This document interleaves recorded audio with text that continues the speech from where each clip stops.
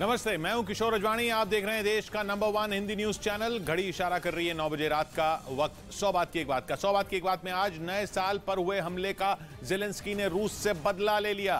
कंगाली के करीब पहुंच चुके पाकिस्तान में अब ट्रेन भी बंद होने वाली है।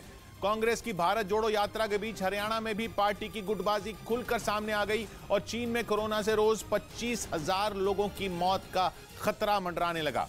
ज़ेलेंस्की ने पुतिन से नए साल पर यूक्रेन पर किए गए हमलों का बदला ले लिया।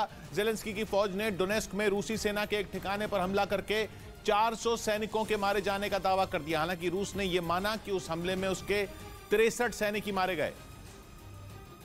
लेकिन अगर ऐसा हुआ है तो यह भी पुतिन के लिए किसी बड़े झटके से कम नहीं है, क्योंकि 11 महीनों से जारी जंग में ऐसा पहली बार हुआ जब रूस ने इतनी बड़ी संख्या में अपने सैनिकों के मारे जाने की बात मानी है। और कहा जा रहा है कि इस चोट से पुतिन बुरी तरह बौखला गए हैं। पश्चिमी देशों ने इस बात की आशंका जताई कि अब वो यूक्रेन पर जल्द ही बड़ा हमला बोल सकते हैं। उसके कई शहरों को ड्रोन और मिसाइलों से निशाना बना सकते हैं, यानी आने वाले दिन यूक्रेन पर भारी पड़ सकते हैं। क्योंकि यूक्रेन ने रूसी सेना पर अब तक का सबसे बड़ा प्रहार किया। यूक्रेन के मुताबिक उसकी सेना ने डोनेस्क के मकाकीव शहर में रूस की फौज के एक ठिकाने पर मिसाइलों की बरसात कर दी। और इसके लिए एक बार फिर उसी हथियार का इस्तेमाल किया गया जिसने पुतिन के जवानों के पसीने छुड़ा रखे हैं। मकाकीव में रूस के ठिकाने को धूल में मिलाने के लिए यूक्रेन ने हाइमार्स से हमला बोला। रूस के रक्षा मंत्रालय के मुताबिक यूक्रेन ने हाइमार्स से एक साथ 6 मिसाइलें दागी। रूस ने दावा किया कि उनमें 2 मिसाइलों को ढेर कर दिया गया, लेकिन बाकी की 4 मिसाइलों ने उसकी सेना के ठिकाने को तबाह कर दिया। और यूक्रेन के इस हमले में रूस के 63 सैनिक मारे गए। हालांकि हमला कब हुआ इसकी जानकारी न तो रूस ने दी और न ही यूक्रेन इस पर कुछ बोला। लेकिन माना जा रहा है कि नए साल के पहले 2 दिनों में यूक्रेन पर हुए हमले का बदला लेने के लिए रूसी सेना को निशाना बनाया गया, क्योंकि नए साल की शुरुआत होते ही रूस ने क्रूज मिसाइलों से यूक्रेन के कई शहरों को दहला दिया था। और इसके बाद उसने 2 दिन में ही शाहिद 136 ड्रोन से इतने वार किए कि यूक्रेन के कई शहर करहा उठे। यूक्रेन के मुताबिक 2 दिनों में रूस ने 80 से ज्यादा ड्रोन हमले के लिए भेजे। और कहा जा रहा है कि इसके बाद ही ज़ेलेंस्की ने अपनी सेना को रूस से बदला लेने का आदेश दिया, जिसके बाद उनकी सेना ने ऐसा वार किया कि पुतिन के साथ साथ पूरा रूस दहल गया। खबर है कि रूस में भी अपने 63 सैनिकों की मौत के बाद भारी गुस्सा है। रूस के लोग पुतिन से मांग कर रहे हैं कि यूक्रेन के इस हमले का तगड़ा जवाब दिया जाए। और माना जा रहा है कि पुतिन ने इसकी तैयारी भी शुरू कर दी है, क्योंकि वो इस चोट का बदला लेने के लिए कुछ भी कर सकते हैं। और ज़ेलेंस्की ने भी अपनी सेना के साथ देश के लोगों को भी इसके लिए तैयार रहने को कह दिया। और उन्होंने साफ कर दिया कि आने वाले दिनों में यूक्रेन के शहरों पर ड्रोन की बारिश हो सकती है। ज़ेलेंस्की ने अपनी सेना को आगाह किया कि रूस पलटवार जरूर करेगा और इसके लिए वो फिर शाहिद 136 ड्रोन का बड़ी संख्या में इस्तेमाल कर सकता है। जिससे बचने के लिए ज़ेलेंस्की ने कीव समेत सभी बड़े शहरों में एयर डिफेंस सिस्टम तैनात करने का आदेश दे दिया, ताकि रूस के किसी भी दांव को फेल किया जा सके। हालांकि पुतिन अपने सैनिकों की मौत का बदला लेने के लिए कौन सा कदम उठाएंगे इसका अंदाजा लगाना मुश्किल है, लेकिन वो पलटवार जरूर करेंगे और ये बात ज़ेलेंस्की भी जानते हैं। उधर खबर है कि पाकिस्तान में ट्रेनें बंद होने की कगार पर पहुंच गई हैं, क्योंकि कंगाल हो चुके पाकिस्तान के पास ट्रेनें चलाने के लिए सिर्फ 3 दिन का डीजल बचा है। मतलब यह कि भयंकर आर्थिक बदहाली के दौर से गुजर रहे पाकिस्तान की हालत हर गुजरते दिन के साथ खराब होती जा रही है, क्योंकि उसके पास ना तो पैसा है और ना ही खाने के लिए अनाज। आटे की कीमत आसमान पर पहुंचने की वजह से पाकिस्तान में लोगों के सामने रोटी तक का संकट खड़ा हो गया है। यहां तक कि दूसरे देशों से सब्जी खरीदने के लिए भी उसे उधार लेना पड़ रहा है। और अब खबर है कि पाकिस्तान में ट्रेनें भी ठप होने वाली हैं, क्योंकि बताया जा रहा है कि पाकिस्तान के पास ट्रेनों को चलाने के लिए सिर्फ 3 दिन का ही डीजल बचा है। और अगर जल्द ही डीजल की सप्लाई नहीं हुई तो वो दिन दूर नहीं जब पाकिस्तान में ट्रेनें बंद हो जाएंगी। लेकिन पाकिस्तान के सामने परेशानी यह है कि उसके पास डीजल खरीदने के लिए पैसे नहीं है, लिहाजा उसे फिर से चीन और दूसरे देशों के सामने हाथ फैलाना पड़ेगा। एक रिपोर्ट में यह दावा किया गया कि इससे पहले भी पाकिस्तान के पास सिर्फ 1 दिन का ही तेल बचा था, जिसकी वजह से पाकिस्तान रेलवे को कराची और लाहौर के बीच चलने वाली मालगाड़ियों का संचालन कम करना पड़ा था। हालांकि बाद में पाकिस्तान ने जैसे तैसे हालात संभाल लिए थे। और एक बार फिर पाकिस्तान में शहबाज शरीफ सरकार के सामने रेलवे को संकट से निकालने की चुनौती है। पाकिस्तान में ट्रेन बंद ना पड़े इसके लिए रेलवे अधिकारियों ने सरकार से मदद की अपील की है, क्योंकि अगर ट्रेनों की आवाजाही ठप हुई तो पूरे पाकिस्तान में हाहाकार मच जाएगा। करोड़ों लोग जहां हैं वहीं थम जाएंगे, जरूरी चीजों की सप्लाई रुक जाएगी, सड़कों पर गाड़ियों का अंबार लग जाएगा। सीधे सीधे कहें तो पाकिस्तान की कमर ही टूट जाएगी। इधर एनसीपी नेता जितेंद्र अवाड के औरंगजेब पर दिए बयान पर महाराष्ट्र की सियासत गर्मा गई। असल में जितेंद्र अवाड ने छत्रपति संभाजी महाराज का जिक्र करते हुए औरंगजेब पर बयान दिया। और इशारों में उन्होंने औरंगजेब को हिंदू विरोधी मानने से इनकार कर दिया। औरंगजेबवर एवढा क्रूर आणि हिंदू द्वेष्टा म्हणजे जे काय म्हणायचंय ते त्यांनी विष्णूचं मंदिरही तोडलं असतं। उनके बयान पर महाराष्ट्र के मुख्यमंत्री एकनाथ शिंदे ने कड़ी नाराजगी जताई। एकनाथ शिंदे के अलावा बीजेपी के कई नेताओं ने भी जितेंद्र आव्हाड के बयान को छत्रपति संभाजी महाराज का अपमान बताया। इस बीच ईरान के मीडिया ने दावा किया कि उसकी सेना के अभ्यास की टो लेने के लिए दुश्मन देश का एक जासूसी विमान भेजा गया। खबर के मुताबिक ईरान ने ड्रोन का इस्तेमाल करके उस जासूसी विमान को खदेड़ दिया। लेकिन इससे पहले वो विमान स्ट्रेट ऑफ हॉर्मुज में ईरानी सेना के बेहद करीब पहुंच गया था। इजरायल और अमेरिका से बढ़ते तनाव के बीच ईरान की सेना 29 दिसंबर से ही वहां बड़ी मिलिट्री ड्रिल कर रही है। इस ड्रिल में ईरान ने अपने नए ड्रोन और खतरनाक जुल्फकार मिसाइल को शामिल किया है। दावा किया गया कि उसके इन्हीं घातक हथियारों की जासूसी के लिए दुश्मन देश ने एक विमान भेजा था। लेकिन जैसे ही ईरान की सेना को इसकी भनक लगी, उसने अपने ड्रोन विमान की तरफ छोड़ दिए। दावा है कि इसके बाद जासूसी करने आया विमान तेजी से वहां से भाग खड़ा हुआ।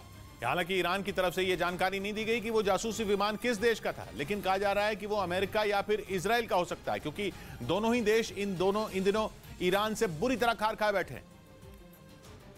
और इजराइल तो बेंजामिन नेतन्याहू की नई सरकार बनने के बाद से ही ईरान से जंग छेड़ने के लिए तैयार दिख रहा है। नेतन्याहू ने 2 टूक कह दिया था कि वो ईरान को परमाणु बम नहीं बनाने देंगे, चाहे इसके लिए कुछ भी करना पड़े। और इजराइल के मीडिया के मुताबिक इसके लिए सेना को मजबूत करने की तैयारी भी शुरू हो गई। खबर के मुताबिक इजराइल की सेना ने अपने बजट में भारी बढ़ोतरी करने की अपील की है। उसने नेतन्याहू सरकार से अपना बजट करीब $300 करोड़ यानी भारतीय रुपयों में करीब 25,000 करोड़ रुपए सालाना बढ़ाने की मांग की, ताकि वो ईरान से निपटने के लिए अपनी तैयारी को पुख्ता कर सके। इधर जैन समुदाय के तीर्थ स्थान श्री सम्मेद शिखर जी को टूरिस्ट स्पॉट बनाए जाने के विरोध में जयपुर में आमरण अनशन पर बैठे जैन मुनि सुज्ञेय सागर जी नहीं रहे, जो 25 दिसंबर से बगैर कुछ खाए पिए झारखंड सरकार के श्री सम्मेद शिखर जी को पर्यटन स्थल घोषित करने के फैसले का विरोध कर रहे थे। बताया गया कि 9 दिन से आमरण अनशन पर बैठे जैन मुनि सुज्ञेय सागर जी की समाधि जयपुर में ही बनाई जाएगी। उधर चीन में 13 से 23 जनवरी के बीच कोरोना का पीक आ सकता है और एक दिन में मरने वालों का आंकड़ा 25,000 पहुंच सकता है। यह दावा यूके में स्वास्थ्य मामलों से जुड़ी रिसर्च करने वाली संस्था एयरफिनिटी ने किया और दुनिया को बताया कि नए साल के पहले महीने में चीन में कोरोना से इतनी मौतें होंगी जितनी उसने सपने में भी नहीं सोची होंगी। यूके में स्वास्थ्य मामलों से जुड़ी रिसर्च करने वाली संस्था एयरफिनिटी का ये दावा डराने वाला है, क्योंकि जीरो कोविड पॉलिसी लागू करने वाले चीन को अंदाजा ही नहीं था कि कोरोना उसका काल बन जाएगा और नियमों में ढील देते ही लोग मरने लगेंगे। क्योंकि एयरफिनिटी ने दावा किया कि चीन में हालात बद से बदतर होने वाले हैं और 13 से 23 जनवरी के बीच वहां कोरोना का पीक आएगा, जिसमें एक दिन में कोरोना की वजह से 25,000 लोगों की मौत होगी और 37 लाख लोग कोरोना की चपेट में आएंगे। इस संस्था ने दावा किया कि दिसंबर में चीन में कोरोना ने एक दिन में 9,000 लोगों की जान ली और रोजाना कोरोना के करीब 18 लाख मामले सामने आए, जो 2023 के पहले महीने में तेजी से बढ़ेंगे और अप्रैल तक चीन में कोरोना से करीब 17 लाख लोगों की मौत हो सकती है। लेकिन चीन अब भी इस सच पर पर्दा डालने की कोशिश कर रहा है, क्योंकि उसने कोरोना की वजह से केवल 5200 मौतों की बात मानी। यानी शवों का अंबार लगने के बावजूद चीन की सरकार डंके की चोट पर झूठ बोल रही और केवल दुनिया को ही नहीं अपने लोगों को भी धोखा दे रही। और इसी बात ने WHO को चीन पर शक करने पर मजबूर कर दिया। खबर है कि जल्द ही WHO इस बात की जांच भी कर सकता है, क्योंकि एक तरफ कहा जा रहा है कि चीन में कोरोना का पीक आने वाला है, तो वहीं दूसरी ओर चीन अपने ही लोगों की मौत के आंकड़ों पर सफेद झूठ बोल रहा है। इस बीच एक रिसर्च में दावा किया गया कि कोरोना वायरस इंसान के दिमाग में कई महीनों तक रह सकता है। यह रिसर्च अमेरिकी स्वास्थ्य agency national institute of health ने की और दावा किया कि कोरोना का वायरस केवल फेफड़ों में नहीं बल्कि इंसान के दिमाग में भी रह सकता है, वो भी कुछ दिनों तक नहीं बल्कि कई महीनों तक। अमेरिकी स्वास्थ्य agency national institute of health के वैज्ञानिकों ने कोरोना से मरने वाले लोगों के शवों की जांच की और रिसर्च में पता चला कि कोरोना वायरस ने शरीर के 84 हिस्सों पर अटैक किया, जिनमें दिमाग भी शामिल, जहां कोरोना वायरस करीब 230 दिन तक रहा। वैज्ञानिकों को वायरस दिमाग में हाइपोथैलेमस और सेरेबेलम में मिला, यानी दिमाग के 2 हिस्सों में। ये रिसर्च डराने वाली है। वैसे पहले भी कहा जा चुका है कि कोरोना का दिमाग पर 20 साल तक असर रहता है, लेकिन अमेरिकी एजेंसी ने तो इसका सबूत ही दे डाला। उधर पश्चिम बंगाल के मालदा जिले में वंदे भारत एक्सप्रेस पर पथराव हुआ, जिसमें ट्रेन के एक डिब्बे की खिड़की का शीशा टूट गया और यात्री डर गए, जिसके बाद रेलवे पुलिस के जवानों ने वहां का मुआयना किया। वंदे भारत ट्रेन पर मालदा स्टेशन से थोड़ी दूरी पर पत्थर फेंके गए। 30 दिसंबर को प्रधानमंत्री ने पश्चिम बंगाल को पहली वंदे भारत एक्सप्रेस की सौगात दी थी। ये ट्रेन हावड़ा से जलपाईगुड़ी के बीच चलती है उधर पुर्तगाल के फुटबॉलर क्रिस्टियानो रोनाल्डो सऊदी अरब पहुंच गए। उन्होंने वहां पहुंचने से पहले अपनी यात्रा का एक वीडियो भी शेयर किया, जिसमें वो अपने समर्थकों को संदेश देते नजर आए। Hi guys, see you soon. Cristiano Ronaldo अब सऊदी अरब के फुटबॉल क्लब अल नस्र की तरफ से खेलेंगे। इस क्लब ने रोनाल्डो के साथ 200 मिलियन यूरो यानी भारतीय रुपयों में करीब 1800 करोड़ का करार किया है। इधर हरियाणा में भारत जोड़ो यात्रा का दूसरा चरण शुरू होने से पहले ही कांग्रेस में झगड़ा शुरू हो गया और राज्य में कांग्रेस की बड़ी नेता किरण चौधरी ने इशारों में अपनी ही पार्टी के भूपेंद्र सिंह हुड्डा पर निशाना साधा। यानी यूपी के बाद राहुल गांधी की यात्रा का हरियाणा में भी घरेलू कलह से स्वागत होगा, जिसका फायदा बीजेपी को होगा, क्योंकि किरण चौधरी और भूपेंद्र सिंह हुड्डा का झगड़ा फिर से तूल पकड़ने लगा। वो भी तब जब हरियाणा में भारत जोड़ो यात्रा के पहले चरण में जुटी भीड़ से कांग्रेस उत्साहित है और उम्मीद कर रही है कि 2024 में ये भीड़ वोटों में बदलेगी। लेकिन हरियाणा कांग्रेस की गुटबाजी उन उम्मीदों पर पानी फेर सकती है, क्योंकि यात्रा के दूसरे चरण से पहले किरण चौधरी ने बिना नाम लिए हुड्डा गुट को एकता का पाठ पढ़ा दिया। हमारे को मजबूत करोगे तो भाई खुद मजबूत होगे, नहीं तो ये बाहर ले आ जाएंगे भाई। हरियाणा उन राज्यों में एक है जहां गुटबाजी की वजह से कांग्रेस का संगठन ही नहीं बन पाया और पार्टी की गाड़ी जैसे तैसे खिंच रही है, जिसका बीजेपी को सालों से फायदा हो रहा है। और किरण चौधरी की बातों से लगता है कि आगे भी कांग्रेस की गुटबाजी बीजेपी को फायदा पहुंचाती रहेगी। इस बीच दिल्ली और उसके आसपास के इलाकों में 6 जनवरी से शीतलहर की वापसी हो सकती है। मौसम विभाग का अनुमान है कि पारा 4 डिग्री सेल्सियस तक गिर सकता है, जिसकी वजह से दिल्ली एनसीआर में कड़ाके की सर्दी पड़ेगी। मौसम विभाग का अनुमान है कि इस दौरान न्यूनतम तापमान 4 डिग्री सेल्सियस या उससे भी कम हो सकता है। मौसम विभाग ने यह भी जानकारी दी कि पश्चिमी विक्षोभ की वजह से पिछले कुछ दिनों से दिल्ली में न्यूनतम तापमान में उतार चढ़ाव हो रहा है। उधर चीन के एक नए तरह के ताकतवर हमले का जवाब देने के लिए जापान ने तैयारी शुरू कर दी। वो अपने 5 सैन्य अड्डों को चीन के रहस्यमयी परमाणु हमले से बचाने के लिए 2029 तक पुख्ता बंदोबस्त करने की प्लानिंग में है। चीन का यह परमाणु हमला रहस्यमयी इसलिए है क्योंकि यह कोई आम परमाणु हमला नहीं है। यह ऐसा हमला है जिसमें परमाणु बम तो फटता है लेकिन किसी की जान नहीं जाती,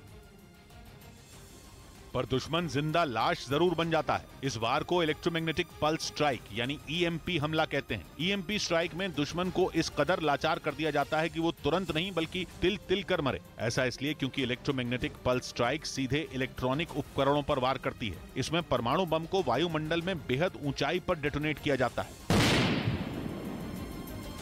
इससे ऐसी ताकतवर इलेक्ट्रोमैग्नेटिक तरंगें निकलती हैं कि वो चारों दिशाओं में फैल जाती हैं और जमीन पर हजारों किलोमीटर के रेडियस में मौजूद दुश्मन के सारे इलेक्ट्रॉनिक उपकरण खराब हो जाते हैं।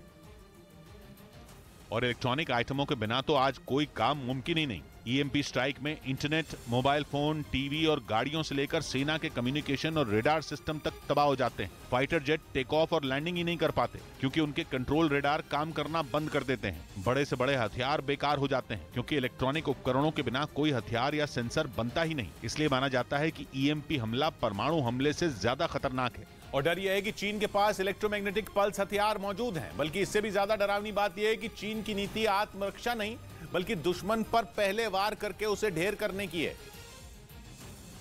इसलिए जापान टेंशन में है और उसने चीन के ईएमपी हथियारों से बचने के लिए कमर कस ली है। चीन ने बीते कुछ वक्त से जापान का जीना मुहाल किया हुआ है। पिछले महीने तो चीन प्रशांत महासागर में जापान के टापुओं के पास मिलिट्री ड्रिल करने में लगा था। उस ड्रिल में चीन के जंगी जहाजों से लेकर उसका लियाओनिंग एयरक्राफ्ट तक शामिल था। इसी वजह से जापान को चीन की चाल पर नजर रखने के लिए काफी मशक्कत करनी पड़ी। एक दिन पहले जापान ने बताया कि चीन की ड्रिल को मॉनिटर करने के लिए बीते 2 हफ्तों में उसके लड़ाकू विमान, एयरक्राफ्ट और जंगी जहाज काम पर लगे रहे।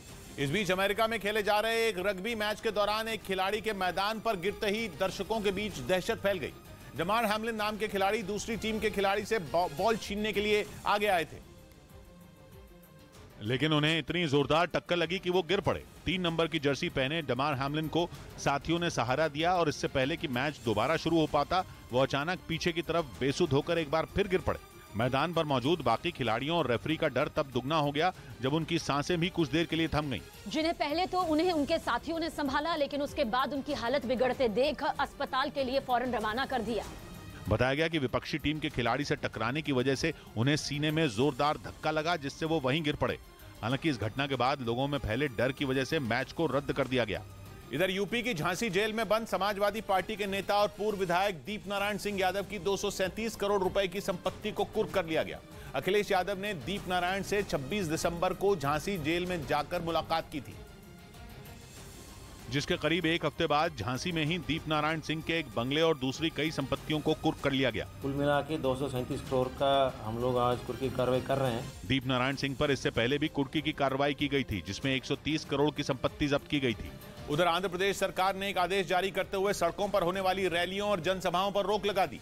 ये फैसला पिछले दिनों हुई भगदड़ की 2 घटनाओं के बाद लिया गया, जिनमें कई लोगों ने अपनी जान गंवा दी थी। भगदड़ की दोनों घटनाएं टीडीपी नेता चंद्रबाबू नायडू के रोड शो में हुई थी। इसके बाद ही आंध्र प्रदेश सरकार ने सड़कों पर होने वाली रैलियों और जनसभाओं पर रोक लगाने का फैसला किया, ताकि इस तरह की घटनाओं को रोका जा सके। इस बीच टीम इंडिया के पूर्व कप्तान और बीसीसीआई के पूर्व अध्यक्ष सौरव गांगुली एक बार फिर दिल्ली कैपिटल्स के साथ जुड़ गए। इससे पहले वो 2019 में दिल्ली कैपिटल्स के मेंटोर के तौर पर काम कर चुके थे और अब आईपीएल के अगले सीजन के लिए दिल्ली कैपिटल्स ने उन्हें अपनी टीम का डायरेक्टर बनाया है। बीसीसीआई अध्यक्ष पद से इस्तीफा देने के बाद ये पहली बार है जब सौरव गांगुली क्रिकेट से जुड़ी किसी बड़ी पोस्ट पर वापसी कर रहे हैं। उधर यूक्रेन ने दावा किया कि रूस उसके हमलों से इतनी बुरी तरह डर गया है कि उसने अपने दक्षिण पश्चिम में मौजूद एंजिल्स 2 एयरबेस पर तैनात परमाणु बॉम्बरों को ही शिफ्ट कर दिया है। बताया गया कि उन्हें यूक्रेन से हजारों किलोमीटर दूर रूस के एकदम पूर्व में शिफ्ट किया गया है। यह रूस का वही एयरबेस है जहां पिछले महीने ड्रोन अटैक हुए थे और रूस के TU-95 परमाणु बॉम्बरों पर बनाई थी। उन हमलों में एक TU-95 बॉम्बर तो बुरी तरह बर्बाद हो गया था और TU-95 बॉम्बर में रूस की जान बसती है। वो रूस की वायुसेना का बेहद अहम हथियार है। ऊपर से रूस बार बार जंग में परमाणु बम चलाने की धमकी दे रहा है। ऐसे में जब परमाणु बम गिराने वाले TU-95 जैसे बॉम्बर ही नहीं बचेंगे तो रूस हमला क्या करेगा। इसलिए रूस अपने बॉम्बरों को खोने का जरा सा भी जोखिम नहीं उठा सकता और इसी वजह से कहा जा रहा है कि पुतिन ने परमाणु बम दागने वाले अपने विमानों को शिफ्ट करना शुरू कर दिया है, ताकि उन्हें यूक्रेन की नजर से दूर रखा जा सके। रूस ने अपने एंजिल्स 2 एयरबेस पर हुए हमले का ठीकरा यूक्रेन पर फोड़ा था और अब यूक्रेन ही दावा कर रहा है कि रूस ने वहां मौजूद अपने कम से कम 6 TU-95 परमाणु बॉम्बर महफूज ठिकाने पर शिफ्ट कर दिए हैं। ये महफूज ठिकाना यूक्रेन से बहुत ज्यादा दूर है। रूस का एंजिल्स एयरबेस उसके सरातव प्रांत में है। यूक्रेन से एंजिल्स की दूरी 600 किलोमीटर है, लेकिन दावा है कि अब रूस ने वहां से अपने TU-95 परमाणु बॉम्बरों को एकदम पूर्व में मौजूद अमूर प्रांत के एक एयरबेस पर भेज दिया है और वो एयरबेस यूक्रेन की सीमा से 6000 किलोमीटर से भी दूर है। इधर गृह राज्य मंत्री नित्यानंद राय को Z कैटेगरी की सुरक्षा दे दी गई। इससे पहले केंद्र सरकार ने उन्हें Y श्रेणी की सुरक्षा दी थी, लेकिन गृह मंत्रालय के सूत्रों के मुताबिक IB की एक रिपोर्ट के बाद उनकी सुरक्षा बढ़ा दी गई। रिपोर्ट के मुताबिक नित्यानंद राय पर खतरे का अंदेशा जताया गया था, जिसके बाद उन्हें Z कैटेगरी की सुरक्षा दे दी गई। अब उनकी सुरक्षा में 33 कमांडो तैनात रहेंगे। इस बीच भारत में रिकॉर्ड कमाई के बाद फिल्म पुष्पा द राइज ने रूस में भी धमाल मचा दिया। वहां रिलीज होने के 1 महीने के अंदर ही फिल्म सुपरहिट हो गई और रूस में फिल्म की कमाई भी खूब हो रही है। अल्लू अर्जुन की फिल्म पुष्पा द राइज पिछले साल 8 दिसंबर को वहां रिलीज हुई थी, जिसने करीब 1 करोड़ रूबल यानी भारतीय रुपयों में करीब 1.25 करोड़ की कमाई की है। रूस में सबसे ज्यादा कमाई का रिकॉर्ड ऋतिक रोशन और टाइगर श्रॉफ की फिल्म वॉर के नाम है। इस फिल्म ने 1.25 करोड़ रूबल यानी भारतीय रुपयों में करीब 2 करोड़ की कमाई की थी। उधर तालिबान ने 1971 में पाकिस्तान की हार और भारतीय सेना की बहादुरी से जुड़ी ऐतिहासिक तस्वीर ट्वीट की और पाकिस्तान को अफगानिस्तान में न घुसने की चेतावनी दे डाली। पाकिस्तान और तालिबान दोस्त हुआ करते थे, लेकिन TTP यानी तहरीक-ए-तालिबान पाकिस्तान ने उस दोस्ती में दरार डाल दी और दोनों के बीच जंग जैसे हालात पैदा कर दिए, क्योंकि इस संगठन ने पाकिस्तान की सरकार की नाक में दम कर रखा है। TTP यानी तहरीक-ए-तालिबान पाकिस्तान ने वहां कई आतंकी हमले किए। वो सबसे ज्यादा पाकिस्तान और अफगानिस्तान के बॉर्डर पर सक्रिय है, क्योंकि माना जाता है कि TTP को अफगानिस्तान से मदद मिलती है और यही बात शहबाज सरकार की आंखों का कांटा बन गई और इस कदर बढ़ गई कि 2 पुराने दोस्त यानी पाकिस्तान और तालिबान जानी दुश्मन बन गए। नौबत यहां तक आ गई कि पाकिस्तान के गृह मंत्री राना सनाउल्लाह ने एक इंटरव्यू में TTP को अफगानिस्तान में घुसकर खत्म करने की चेतावनी दे डाली और बयान दिया कि अगर तालिबान ने TTP को खत्म नहीं किया तो इस्लामाबाद अफगानिस्तान में घुस जाएगा। जिसके बाद तालिबान का पारा 7वें आसमान पर पहुंच गया और तालिबान नेता अहमद यासिर ने पाकिस्तान को 1971 में भारत के हाथों मिली करारी हार याद दिला दी और पाकिस्तानी सेना के सरेंडर से जुड़ी इस तस्वीर के जरिए उसके जख्मों पर नमक छिड़क दिया। तालिबान नेता अहमद यासिर ने अपने ट्वीट में पश्तो भाषा में लिखा कि पाकिस्तान के मंत्री हमले की बात न सोचें, वरना जैसे भारत के सामने उन्होंने घुटने टेके थे वैसी शर्मनाक स्थिति दोबारा पैदा हो जाएगी। यानी तालिबान के नेता ने इस तस्वीर के जरिए भारतीय सेना की वीर गाथा याद दिला दी और पाकिस्तान को बता दिया कि उसके अफगानिस्तान में घुसने पर 1971 की कहानी दोहराई जाएगी, यानी पाकिस्तान और अफगानिस्तान में जंग होगी। कम से कम तालिबान तो इसके लिए तैयार दिख रहे हैं, क्योंकि पिछले कई महीनों से इस मुद्दे पर तालिबान और पाकिस्तान सरकार के बीच जबानी जंग चल रही है। राना सनाउल्लाह के बयान ने तो तालिबान के सब्र का बांध ही तोड़ दिया और दुनिया को एक और जंग की आहट सुनाई देने लगी, क्योंकि अब तक पाकिस्तान और तालिबान दबी ज़बान में एक दूसरे पर आरोप लगा रहे थे, लेकिन इस बार दोनों ने जंग की बात कर दी। खासकर तालिबान ने, जिसने 1971 की तस्वीर नहीं दिखाई बल्कि पाकिस्तान का वो अतीत याद दिलाया जिसमें पाकिस्तान की सेना हारी भी थी और पाकिस्तान के 2 टुकड़े भी हो गए थे। तालिबान ने पाकिस्तान को वही कहानी दोहराने की धमकी दी, तो वहीं खबर आई कि पाकिस्तान भी इस बार आर पार के मूड में है और टीटीपी के आतंकियों से लड़ने के लिए अमेरिका की मदद लेने वाला है, जिसके बारे में पाकिस्तान के विदेश मंत्रालय के प्रवक्ता ने वहां के मीडिया को बताया। तहरीक तालिबान पाकिस्तान को पाकिस्तानी तालिबान भी कहते हैं और अफगानिस्तान की सत्ता में बैठे तालिबान और पाकिस्तानी तालिबान दोनों की सोच एक जैसी है, क्योंकि दोनों ही कट्टर इस्लाम और शरिया कानून लागू करना चाहते हैं और अपनी यही बात मनवाने के लिए टीटीपी खैबर पख्तूनख्वा, वजीरिस्तान और पाकिस्तान के बाकी हिस्सों पर हमले करता है। यही नहीं, पाकिस्तान की सरकार को शक है कि टीटीपी ने बलूचिस्तान के विद्रोही गुटों से भी हाथ मिला लिया है और इसीलिए वो दिन रात टीटीपी को खत्म करने के प्लान बना रही है। लेकिन अफगानी तालिबान और पाकिस्तानी तालिबान की दोस्ती उसके लिए मुसीबत बन गई और पाकिस्तान और अफगानिस्तान के बीच युद्ध का माहौल बनने लगा। इधर 9 दिनों के ब्रेक के बाद राहुल गांधी की भारत जोड़ो यात्रा उत्तर प्रदेश में दाखिल हुई। इस दौरान दिल्ली के पास गाजियाबाद में कांग्रेस महासचिव प्रियंका गांधी और पार्टी के दूसरे नेताओं ने राहुल गांधी का स्वागत किया, जहां जम्मू कश्मीर के पूर्व मुख्यमंत्री फारूक अब्दुल्ला भी यात्रा में शामिल हुए। इसके साथ ही रॉ यानी रिसर्च एंड एनालिसिस विंग के पूर्व प्रमुख अमरजीत सिंह दुल्लत भी राहुल गांधी के साथ यात्रा का हिस्सा बने। इस बीच रामलला के प्रधान पुजारी सत्येंद्र दास ने राहुल गांधी की भारत जोड़ो यात्रा की सफलता के लिए शुभकामनाएं दी। उनकी एक चिट्ठी भी सामने आई जो 31 दिसंबर को लिखी गई थी और उसमें उन्होंने यात्रा के लिए राहुल गांधी की तारीफ की थी। देश को जोड़ने की कार्य कर रहे हैं, वो अपने आप में अद्भुत है। लेकिन हनुमानगढ़ी के महंत राजू दास ने राहुल गांधी का समर्थन करने पर आचार्य सत्येंद्र दास के खिलाफ मोर्चा खोल दिया। हम लोग इसका विरोध करते हैं और निंदा करते हैं। राजू दास ने कांग्रेस पार्टी पर हिंदुत्व विरोधी होने का आरोप लगाया। उधर पश्चिमी मीडिया ने दावा किया कि इजरायल जंग में यूक्रेन के खिलाफ अब रूस का साथ देगा, जबकि इजरायल अमेरिका का करीबी है जो पिछले 10 महीने से जारी इस जंग में यूक्रेन को घातक हथियारों की सप्लाई कर रहा है, जिसकी बदौलत यूक्रेन पुतिन की सेना के सामने न सिर्फ टिका है बल्कि उसे हर मोर्चे पर जवाब भी दे रहा है। लेकिन अब पश्चिमी मीडिया का दावा है कि इस जंग में यूक्रेन का साथ देने वाले और अमेरिका के दोस्त इजरायल ने पाला बदल लिया है। वो न सिर्फ यूक्रेन को हथियारों की सप्लाई रोकेगा बल्कि वो जंग में रूस का साथ देगा। पश्चिमी मीडिया के मुताबिक जब से इजरायल में बेंजामिन नेतन्याहू की नई सरकार बनी है तभी से इजरायल का रुख बदलने लगा है और इसके संकेत तब मिले जब इजरायल के नए विदेश मंत्री एली कोहेन ने अपना पहला भाषण दिया और उस भाषण में उनका झुकाव पुतिन की तरफ दिखा। अपने भाषण में इजरायल के विदेश मंत्री ने यह तक कह दिया कि वो सार्वजनिक रूप से रूस की निंदा नहीं करेंगे और न ही पुतिन को जंग के लिए कसूरवार ठहराएंगे। इजरायल के विदेश मंत्री एली कोहेन ने अपने भाषण में यूक्रेन युद्ध पर नई नीति का मसौदा तैयार करने के भी संकेत दिए।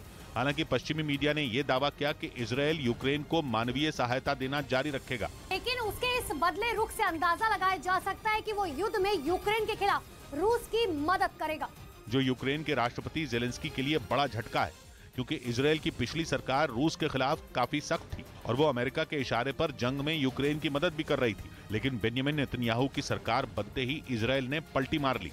इधर उत्तर प्रदेश के सहारनपुर में बीएसपी सांसद हाजी फजलुर रहमान के घर इनकम टैक्स विभाग ने छापा मारा। सूत्रों के मुताबिक मीट फैक्ट्री में गड़बड़ी के मामलों में छापेमारी की कार्रवाई हुई और सुबह सुबह इनकम टैक्स विभाग की टीम पुलिस फोर्स के साथ बीएसपी सांसद हाजी फजलुर रहमान के घर पहुंच गई। इस दौरान आसपास कड़ी सुरक्षा नजर आई। उनके घर के बाहर आईटीबीपी के जवान तैनात दिखे। दिल्ली और हरियाणा से आई इनकम टैक्स विभाग की टीम ने सहारनपुर में उनके 3 मकानों और एक मीट फैक्ट्री में छापा मारा। इस बीच दिल्ली के अंजलि मौत केस में उसकी एक सहेली की एंट्री हो गई, जिसने न्यूज़ 18 से एक्सक्लूसिव बातचीत में बताया कि हादसे वाले दिन अंजलि ने शराब पी रखी थी और उसके बॉयफ्रेंड से उसकी लड़ाई भी हुई थी। वहीं दिल्ली पुलिस का कहना है कि कार से अंजलि के स्कूटर की टक्कर के वक्त उसकी दोस्त भी उसके साथ थी, जो बाद में वहां से भाग गई थी, जिसका एक सीसीटीवी वीडियो भी सामने आया और इस वीडियो में अंजलि अपने दोस्त के साथ पार्किंग से अपना स्कूटर निकालती नजर आई। इस दौरान उन दोनों के बीच लगातार बातचीत होती रही। वहीं पास में ही कुछ लड़के भी दिखाई दिए। इसके बाद वो लड़के भी उनसे बात करते नजर आए। इसके तुरंत बाद अंजलि अपने दोस्त के साथ स्कूटर पर बैठकर वहां से चली गई। क्या इसी जगह पर वो मौजूद थी जब एक्सीडेंट हुआ था? इसके बारे में पुलिस अब तहकीकात करेगी। पुलिस का कहना है कि ये वीडियो 31 दिसंबर की रात हुए हादसे से 15 मिनट पहले का है और यहां से निकलने के बाद ही 5 आरोपियों ने अपनी कार से अंजलि को टक्कर मार दी थी। और दिल्ली पुलिस के मुताबिक वो उसे 10 से 12 किलोमीटर तक सड़कों पर घसीटते रहे, जिससे उसकी मौत हो गई। हालांकि पुलिस की जांच में इस बात का भी पता चला कि 31 दिसंबर की शाम अंजलि रोहिणी सेक्टर 23 के एक होटल में गई थी, जहां उसकी दोस्त भी उसके साथ थी। खबर है कि उनके साथ कुछ लड़के भी उसी होटल में पहुंचे थे। बताया गया कि 31 दिसंबर की रात अंजलि और उसकी दोस्त के बीच होटल में ही किसी बात पर झगड़ा हुआ था, जिसके बाद मैनेजर ने उन्हें होटल से बाहर जाने के लिए कहा, लेकिन बाहर निकलने के बाद भी उनकी लड़ाई खत्म नहीं हुई। वो दोनों सड़क पर भी बहस और फिर धक्का मुक्की करती नजर आई। खबर है कि दिल्ली पुलिस इसी झगड़े की वजह जानने के लिए अंजलि की दोस्त से पूछताछ में जुटी है। हमारे पास एक इंसिडेंट की आई विटनेस है और वो पुलिस के साथ कोऑपरेट कर रही है। वहीं अंजलि की दोस्त ने न्यूज 18 से एक्सक्लूसिव बातचीत में दावा किया कि टक्कर मारने वाली कार में बैठे आरोपी अंजलि को पहले से नहीं जानते थे। उसने बहुत ज्यादा ड्रिंक कर रखी थी, बहुत ज्यादा। उन्होंने उसको नहीं निकाला। उन्होंने जानबूझ के, उनको पता था कि लड़की उनकी गाड़ी के नीचे है। इस बीच अंजलि की पोस्टमार्टम रिपोर्ट में रेप की पुष्टि नहीं हुई है। इस रिपोर्ट में सड़कों पर घसीटे जाने को ही मौत की वजह बताया गया। उधर अंधेरे में डूबी फिलीपींस की राजधानी मनीला में 3 दिन बाद भी हालात नहीं सुधरे। वहां नए साल के पहले दिन अचानक बिजली के कई प्लांट बंद पड़ गए थे, जिनमें सुधार का काम जारी बताया गया। इस दौरान मनीला के इंटरनेशनल एयरपोर्ट पर लोगों की मुसीबतें बढ़ गईं। वहां इस कदर अंधेरा छा गया कि कई उड़ानें तक रद्द करनी पड़ी, जिसके बाद वहां के कई मंत्रियों ने इस गड़बड़ी के लिए अपने देश के नागरिकों से माफी भी मांगी। इधर मशहूर गायिका लता मंगेशकर को अमेरिका की एक मैगजीन द रोलिंग स्टोन्स ने दुनिया के बेहतरीन 200 गायकों की लिस्ट में जगह दी, जिसमें लता मंगेशकर के साथ ही दुनिया भर के नामी गायकों के नाम शामिल हैं। इस लिस्ट में लता मंगेशकर को 84वां स्थान मिला, तो वहीं पाकिस्तान के मशहूर गायक नुसरत फतेह अली खान का नाम 91वें नंबर पर रहा। इस बीच बारिश से बेहाल अमेरिका के कई राज्यों में राहत बचाव का काम तेज हो गया। नए साल के मौके पर कैलिफोर्निया में भारी बारिश के बाद बाढ़ आ गई और वहां के कई इलाके पानी में डूब गए, जिनमें कैलिफोर्निया की राजधानी सैक्रामेंटो के कई निचले इलाके भी शामिल रहे। वहां से जो तस्वीरें सामने आई उनमें चारों तरफ पानी ही पानी दिखाई दिया। आसमान से ली गई कुछ तस्वीरों को देखकर तो ऐसा लगा मानो पूरा शहर पानी पर ही बसा हो। लेकिन वहां रह रहे लोगों के लिए बीते 3 दिन आसान नहीं रहे। नए साल का आगाज उनके लिए मुसीबतों के साथ हुआ, क्योंकि जो जहां था वहीं फंस गया। ऐसे में राहत बचाव के काम में तेजी लाई गई।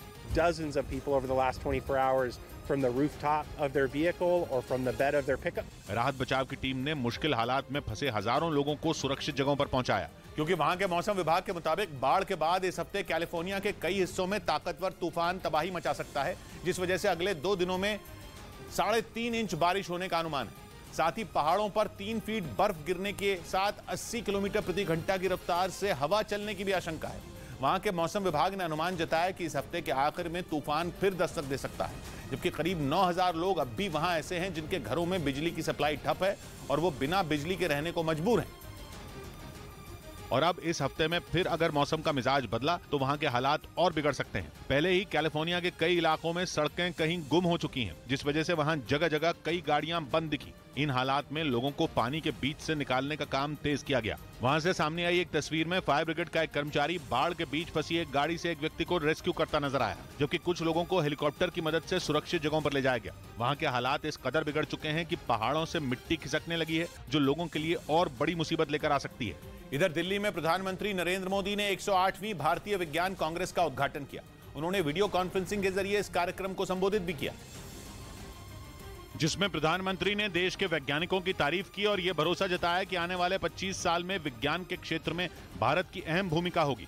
साइंस के क्षेत्र में भारत तेजी से वर्ल्ड के टॉप कंट्रीज में शामिल हो रहा है। इस साल भारतीय विज्ञान कांग्रेस की theme science and technology for sustainable development with women empowerment है। उधर अमेरिका के पूर्व राष्ट्रीय सुरक्षा सलाहकार HR मैकमास्टर ने दावा किया कि ताइवान पर हमला करने के लिए चीन अपनी मिलिट्री को तैयार करने में जुटा है, क्योंकि बीते कुछ महीनों में ताइवान और चीन के बीच तनाव बढ़ता ही चला गया। और ऐसे में अमेरिकी सेना के पूर्व लेफ्टिनेंट जनरल और पूर्व राष्ट्रीय सुरक्षा सलाहकार HR मैकमास्टर ने आशंका जताई कि ताइवान को अपने नक्शे में मिलाने के लिए चीन अपनी सेना को तैयार कर रहा है। पूर्व अमेरिकी अधिकारी के मुताबिक इससे पहले भी चीन के राष्ट्रपति शी जिनपिंग ने ताइवान को अपने कब्जे में लेने के लिए कई बार प्लान बनाए और अपनी इस बात को साबित करने के लिए उन्होंने शी जिनपिंग के बयान का हवाला दिया, जिनसे ये पता चलता है कि ताइवान पर मिलिट्री एक्शन के लिए चीन में तैयारियां तेजी से चल रही हैं। और यही कारण है कि चीन बार बार ताइवान की सीमा में घुसपैठ करने से बाज आता नहीं दिख रहा। खबर है कि ऐसा ही कुछ उसने 3 से 4 दिन पहले भी किया। ताइवान के रक्षा मंत्रालय के मुताबिक 31 दिसंबर और 1 जनवरी की सुबह चीन के कुछ लड़ाकू विमानों को ट्रैक किया गया था, जिनकी ताइवान की एयर स्पेस में घुसपैठ की कोशिश थी। ताइवान के रक्षा मंत्रालय ने दावा किया कि उसे ताइवान के आसपास चीन के 24 एयरक्राफ्ट और चीनी नौसेना के 4 जहाजों की लोकेशन का पता चला, जिनमें 15 फाइटर जेट के ताइवान की एयर स्पेस में घुसने का दावा है। उनमें 4 J-11, 4 J-10 और 4 J-16 लड़ाकू विमान बताए गए। आरोप तो यह है कि चीन में बने इन लड़ाकू विमानों ने ताइवान स्ट्रेट में मीडियन लाइन को पार किया। हालांकि खबर है कि चीन के विमानों और जहाजों पर नजर रखने के लिए ताइवान ने भी अपने कुछ एयरक्राफ्ट, नौसेना के जहाजों और मिसाइल सिस्टम का इस्तेमाल किया। इधर जम्मू कश्मीर के राजौरी में आतंकियों की खबर देने वालों को पुलिस ने 10 लाख रुपए इनाम देने की घोषणा कर दी। 1 जनवरी को आतंकियों ने डांगरी गांव में 4 लोगों की गोली मारकर हत्या कर दी थी और अगले दिन आतंकियों के लगाए एक IED ब्लास्ट में 2 और लोगों की मौत हो गई थी। इसके बाद आतंकियों की तलाश में सुरक्षा बल ने सर्च ऑपरेशन शुरू किया। यही नहीं, पुलिस ने आतंकियों को पकड़ने के लिए लोगों से मदद की अपील की और उनकी जानकारी देने वालों को 10 लाख रुपए इनाम देने का ऐलान कर दिया। इस बीच धरती पर एक दूसरे को आंख दिखाने वाले अमेरिका और चीन की लड़ाई अब चांद पर जा पहुंची है। अमेरिकी स्पेस एजेंसी नासा ने बाइडेन प्रशासन को चेतावनी दी है कि वो चीन पर नजर रखे, क्योंकि अगर चीन चांद पर पहुंच गया तो वो वहां भी कब्जा जमा लेगा।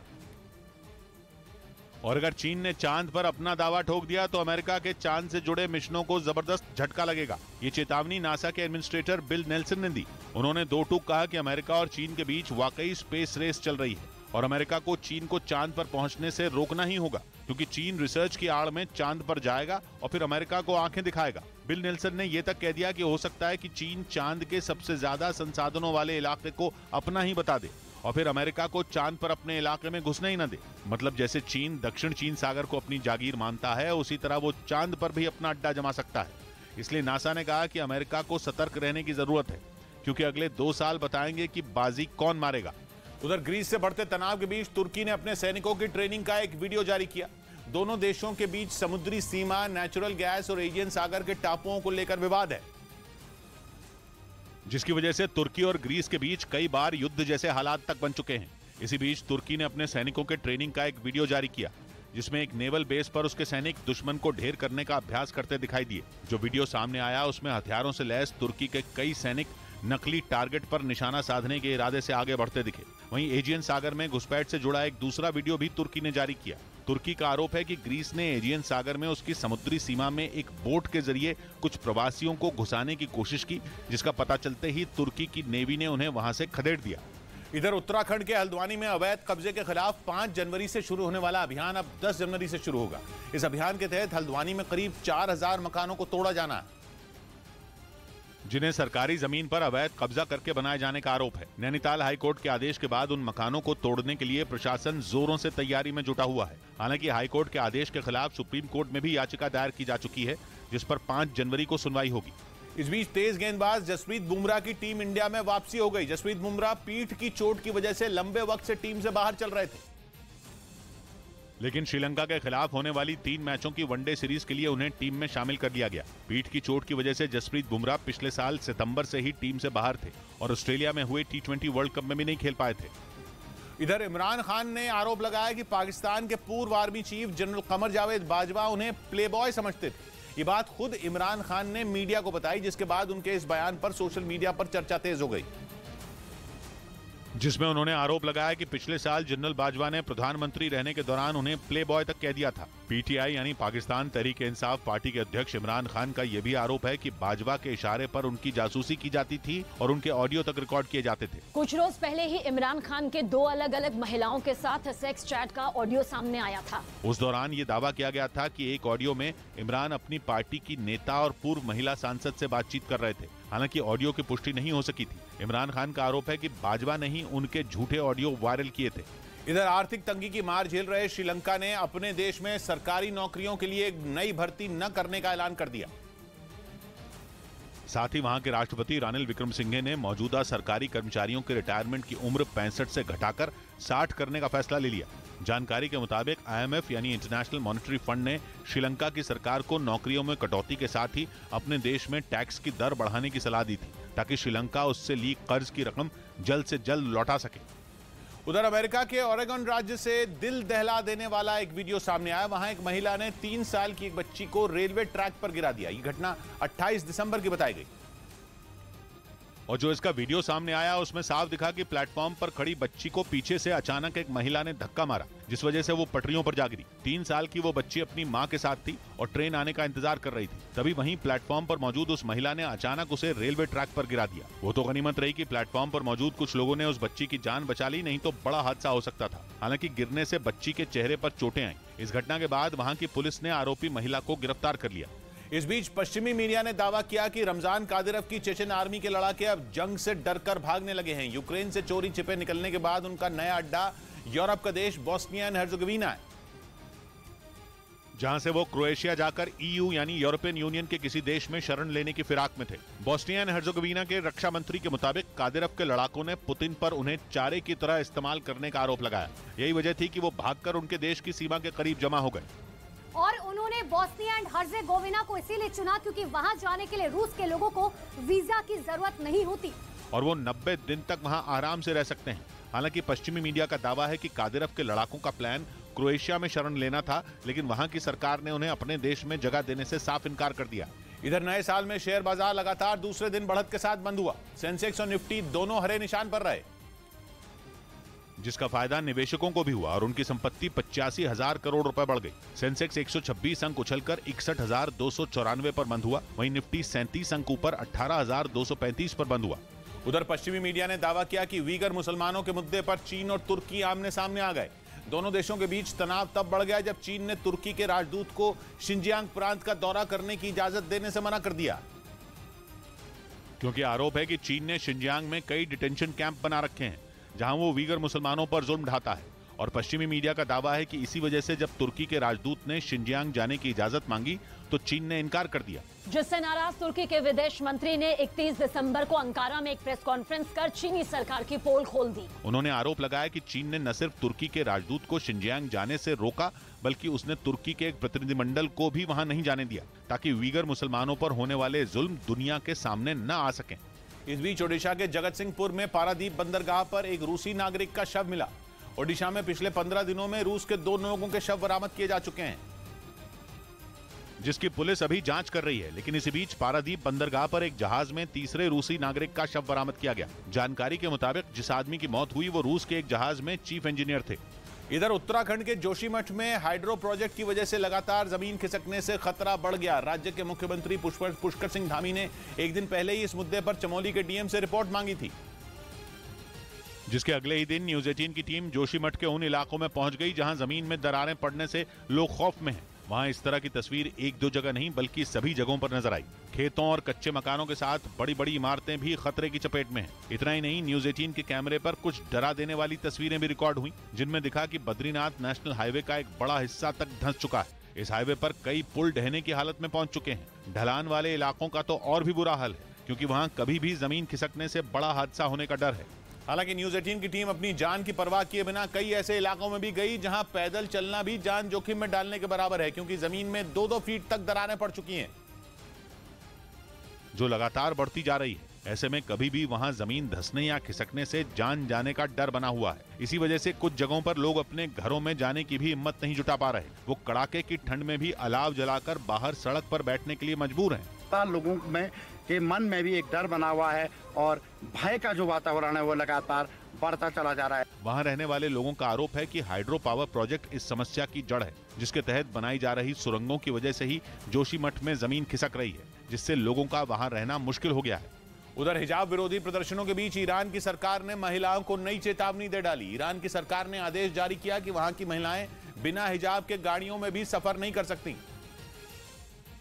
यानी अगर कोई महिला अपनी कार में भी बैठी हो तो उसके लिए हिजाब पहनना जरूरी है, नहीं तो गंभीर परिणाम भुगतने पड़ सकते हैं। ईरान में महसा अमीनी नाम की लड़की की मौत के बाद से ही हिजाब विरोधी प्रदर्शन जारी है। हिजाब न पहनने पर पुलिस ने महसा अमीनी को बेरहमी से पीटा था, जिससे उसकी मौत हो गई थी। इस बीच यूक्रेन ने दावा किया कि 31 दिसंबर को रूस ने उस पर जो ड्रोन दागे थे उन पर बाकायदा नए साल की बधाई का मैसेज लिखा था। यूक्रेन ने इसका सबूत पेश करने के लिए ड्रोन की तस्वीरें भी जारी की। जिनमें जमीन पर एक ड्रोन का मलबा पड़ा दिखा। यूक्रेन ने दावा किया कि ये शाहिद ड्रोन था, यानी रूस को ईरान से मिला वो ड्रोन जिसे यूक्रेन पर बरसा कर रूस ने उसका जीना दुश्वार किया हुआ है। तस्वीर में ड्रोन पर रूसी भाषा में हैप्पी न्यू ईयर और बूम लिखा था। साथ में पटाखे और एक तोहफा भी बना था। यूक्रेन का दावा है कि 31 दिसंबर को रूस ने उस पर ड्रोन और मिसाइलों से ताबड़तोड़ वार किए हुए थे। ये ड्रोन उन्हीं में एक था। इधर दिल्ली के पास यूपी के ग्रेटर नोएडा में कंझावला जैसी घटना सामने आई, जहां एक कार ने स्कूटर सवार 3 लड़कियों को जोरदार टक्कर मार दी। ये घटना 31 दिसंबर की बताई गई, जिसमें तीनों लड़कियां बुरी तरह घायल हो गईं। और उन तीनों में एक लड़की हादसे की वजह से कोमा में चली गई। आरोप है कि 31 दिसंबर की रात करीब 9 बजे कार सवार आरोपियों ने इन लड़कियों को टक्कर मारी और मारने के बाद वो रुके नहीं, तुरंत लेके भाग गए। पुलिस ने इस मामले में FIR दर्ज कर कार सवार आरोपियों की तलाश तेज कर दी। उधर खबर है कि ताइवान और जापान से बढ़ते तनाव के बीच चीन में ट्रेंड सैनिकों की भारी कमी हो गई है। चीन के मीडिया में छपी एक रिपोर्ट के मुताबिक पहली बार यह खुलकर सामने आया कि चीन इस बड़ी परेशानी से जूझ रहा है और उसकी सेना में ऐसे सैनिकों की कमी हो गई है जो आधुनिक हथियार और जंगी जहाज चला सकें। खबर के मुताबिक चीन अपने दुश्मनों से निपटने के लिए तेजी से हथियार बना रहा है। उसके जंगी जहाजों का बेड़ा भी बढ़ता जा रहा है, लेकिन चीन की परेशानी यह है कि जंग के दौरान ऐसे युद्धपोत चला पाने वाले सैनिक ही उसके पास कम हो गए हैं। रिपोर्ट के मुताबिक चीन इतना परेशान हो चुका है कि वो अपने रिटायर हो चुके एक्सपर्ट सैनिकों को वापस ला रहा है। चीन उन्हें ही तेजी से ट्रेनिंग दे रहा है ताकि जल्द से जल्द जंगी जहाजों पर उनकी तैनाती की जा सके। इधर महाराष्ट्र के नासिक में वन विभाग ने आदमखोर तेंदुए को पिंजरे में कैद किया। बाद में इसे इलाज के लिए अस्पताल भेजा गया, क्योंकि रेस्क्यू के दौरान वन विभाग की टीम को तेंदुआ बीमार नजर आया। बताया गया कि तेंदुआ इगतपुरी इलाके से पकड़ा गया। 10 साल एज होगा और वो मेल है।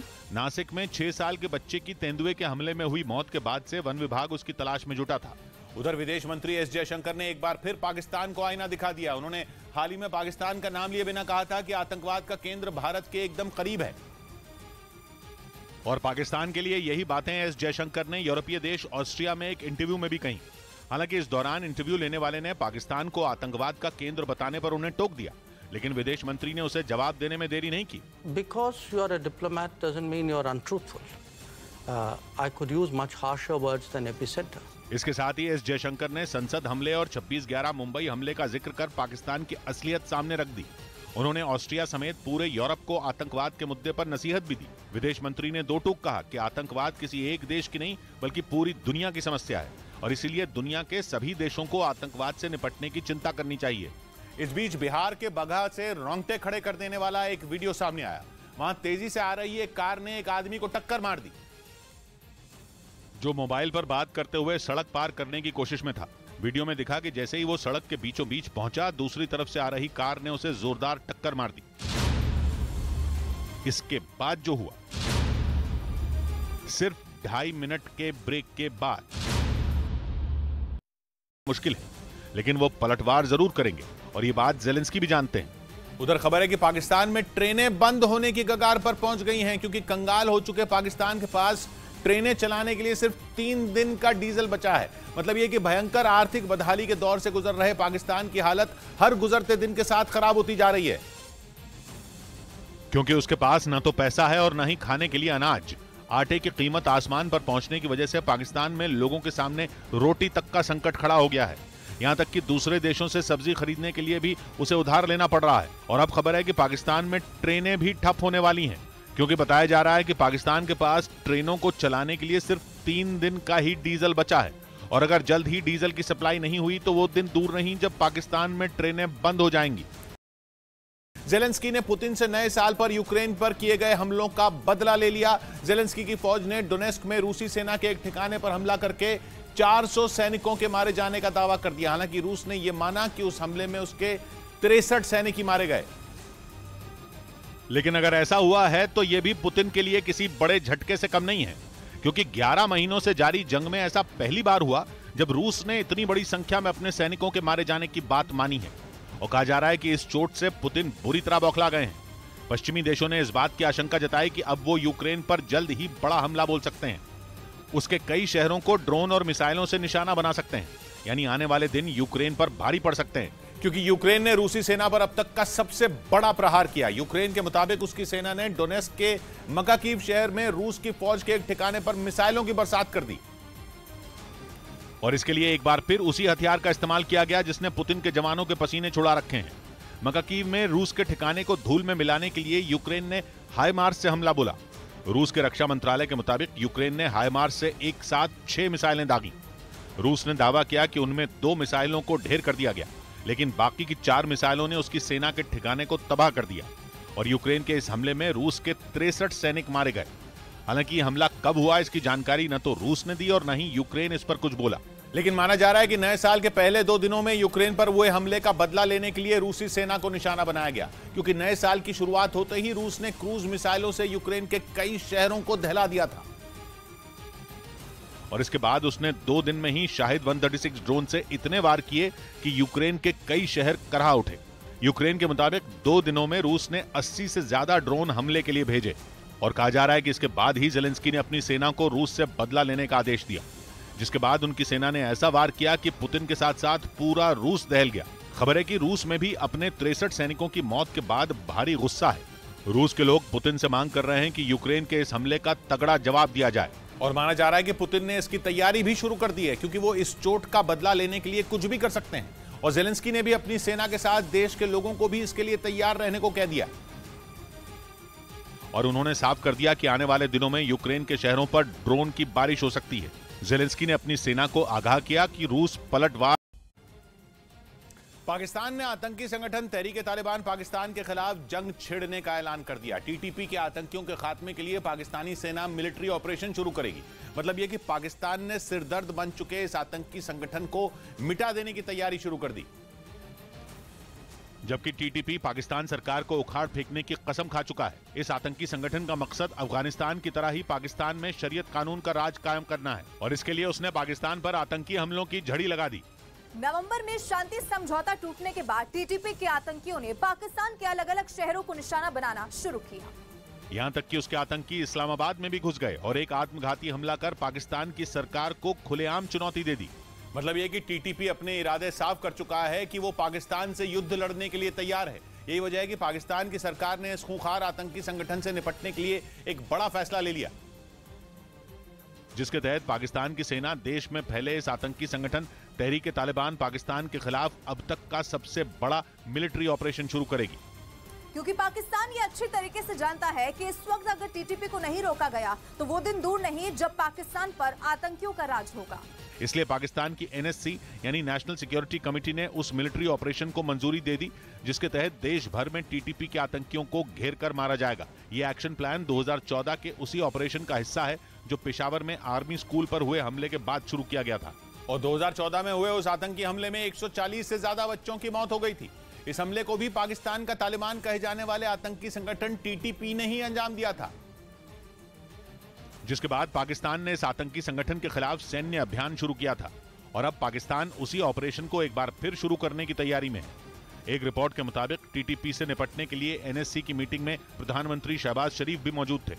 उनके अलावा उस बैठक में विदेश मंत्री बिलावल भुट्टो और पाकिस्तान के नए army chief general Asim Munir के अलावा कई बड़े अधिकारी शामिल हुए, जिसमें यह तय हुआ कि आतंकियों से किसी भी तरह की कोई बातचीत या फिर कोई समझौता नहीं किया जाएगा और टीटीपी के आतंकियों के खात्मे के लिए सेना फौरन मिलिट्री ऑपरेशन शुरू करेगी। बताया गया कि इस बैठक में अफगानिस्तान का भी जिक्र हुआ। पाकिस्तान की सरकार का आरोप है कि सत्ता संभालने के बाद अफगानिस्तान के तालिबान ने अपना वादा पूरा नहीं किया। जब उसने टीटीपी को काबू करने में मदद का भरोसा दिया था, उस दौरान आईएसआई के अधिकारियों के साथ तहरीक-ए-तालिबान पाकिस्तान के नेताओं की मुलाकात भी हुई थी। कुछ महीने तक सब कुछ शांत रहा, लेकिन 28 नवंबर के बाद हालात बिल्कुल बदल गए। टीटीपी ने न सिर्फ पाकिस्तान के खिलाफ जिहाद छेड़ दिया, बल्कि उसने अफगानिस्तान की सीमा से लगने वाले 2 प्रांतों खैबर पख्तूनख्वा और बलूचिस्तान में अपनी सरकार बनाने का ऐलान कर दिया। ये दोनों प्रांत उसका गढ़ माने जाते हैं। इनके अलावा पाकिस्तान के दूसरे शहरों में भी टीटीपी अपनी जड़ें जमा चुका है, जिसे उखाड़ फेंकना पाकिस्तान के लिए आसान नहीं होगा। इधर बिहार के बगहा से रोंगटे खड़े कर देने वाला एक वीडियो सामने आया। वहां तेजी से आ रही एक कार ने एक आदमी को टक्कर मार दी, जो मोबाइल पर बात करते हुए सड़क पार करने की कोशिश में था। वीडियो में दिखा कि जैसे ही वो सड़क के बीचों बीच पहुंचा, दूसरी तरफ से आ रही कार ने उसे जोरदार टक्कर मार दी। इस दौरान वो कार इतनी तेजी से उसकी तरफ आई कि टक्कर लगते ही वो आदमी करीब 15 मीटर दूर जाकर गिरा। हालांकि वीडियो में वो कार को देखते ही बचने की कोशिश करता भी नजर आया, लेकिन इससे पहले कि वो रुकता या भाग पाता, कार ने उसे हवा में उछाल दिया। इस हादसे के बाद वहां मौजूद लोगों ने घायल शख्स को अस्पताल पहुंचाया, जहां उसकी हालत नाजुक बताई गई। उधर कराची टेस्ट की पहली पारी में पाकिस्तान के खिलाफ न्यूजीलैंड की टीम 449 रन पर सिमट गई, जिसमें मैट हेनरी और एजाज पटेल का बड़ा योगदान रहा, जिन्होंने आखिरी विकेट के लिए रिकॉर्ड साझेदारी की। दोनों ने 10वें विकेट के लिए 104 रन जोड़े। मैट हेनरी 81 गेंदों में 68 रन बनाकर नॉट आउट रहे, वहीं एजाज पटेल ने 78 गेंदों में 35 रन बनाए। टेस्ट क्रिकेट में आखिरी विकेट के लिए ये 20वीं सबसे बड़ी साझेदारी रही। इधर बिहार में आरजेडी विधायक सुधाकर सिंह के एक बयान से महागठबंधन में ही खींचतान शुरू हो गई, जिससे बीजेपी को हमला करने का मौका मिल गया। सुधाकर सिंह ने बिहार के मुख्यमंत्री को लेकर विवादास्पद बयान दिया था और नीतीश कुमार की तुलना शिखंडी से कर दी। हालांकि नीतीश कुमार ने इस पर खुलकर कुछ नहीं कहा। हम इस सब का नोटिस नहीं लेते। लेकिन हमला नीतीश पर हुआ तो जेडीयू भड़क गई। पार्टी नेता उपेंद्र कुशवाहा ने तेजस्वी यादव को चिट्ठी लिखकर गठबंधन धर्म निभाने की नसीहत दी। जेडीयू की नाराजगी इस बात से है कि शिकायत के बाद भी आरजेडी ने सुधाकर सिंह पर कोई एक्शन नहीं लिया। लेकिन महागठबंधन में मचे घमासान ने बीजेपी को बैठे बिठाए हमले का मौका दे दिया और महागठबंधन के अंदर अब लठबंधन होगा।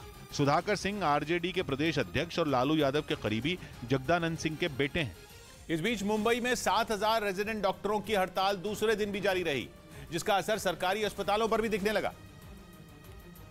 और मुंबई के नगर निगम बीएमसी के अस्पतालों की ओपीडी और इमरजेंसी सेवाएं ठप हो गईं। रेजिडेंट डॉक्टरों ने मांगे पूरी नहीं होने तक हड़ताल जारी रखने का ऐलान किया। हड़ताल कर रहे डॉक्टरों की हॉस्टलों की सुविधा में सुधार और खाली पदों पर भर्ती समेत 6 मांगे हैं, जिन पर वो सरकार से लिखित में भरोसा चाहते हैं। उधर अमेरिका के कैलिफोर्निया से डरा देने वाला एक मामला सामने आया। वहां एक टेस्ला कार 250 फीट नीचे खाई में जा गिरी। बताया गया कि इस हादसे के दौरान उस कार में 2 बच्चों समेत 4 लोग सवार थे,